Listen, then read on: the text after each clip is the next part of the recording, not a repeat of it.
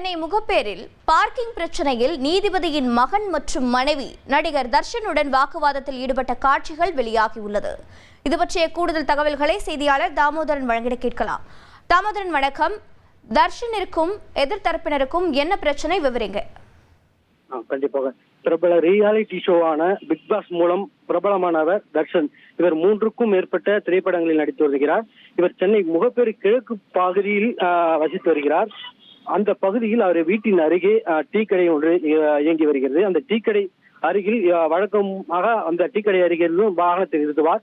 இன்று வழக்கம் போல் அந்த டீக்கடை அருகே வாகனத்தை நிறுத்த செல்லும் போது அந்த டீக்கடையின் அருகே மற்றொரு வாகனமானது நின்று கொண்டிருந்தது. அந்த வாகனம் யாரது என கேட்டு அப்பக்கம் பக்கத்தில் விசாரித்து வந்திருந்தார். இந்த நிலையில் டீ கடையில் நீதிபதியின் மகன் ஒருவர் அந்த காரை நிப்பாட்டி விட்டு டீ குடிக்க சென்றுள்ளார். அவரிடம் சென்று காரை எடுக்குமாறு கூறியுள்ளார். இதில் பிரைவேட் லிமிடெட் கம்பெனி ஆரம்பிக்கலாமா இல்ல பார்ட்னர்ஷிப்ல ஆரம்பிக்கலாமா? எது கன்ஃபியூஷன்?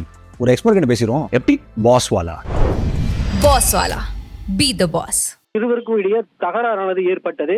இதில் கை கலப்பான நிலையில் இருவரும் மருத்துவமனையில் அனுமதிக்கப்பட்டிருந்தனர். இருவரிடம் ஜேஜே நகர் போலீசார் மருத்துவமனையில் சென்று விசாரணை மேற்கொண்டனர். இதில் இருவர் மீதும் 2 தரப்பினர் மீதும் ஜேஜே நகர் போலீசார் விசாரணைக்கு 2 தரப்பினரும் கூட்டியிருந்தனர்.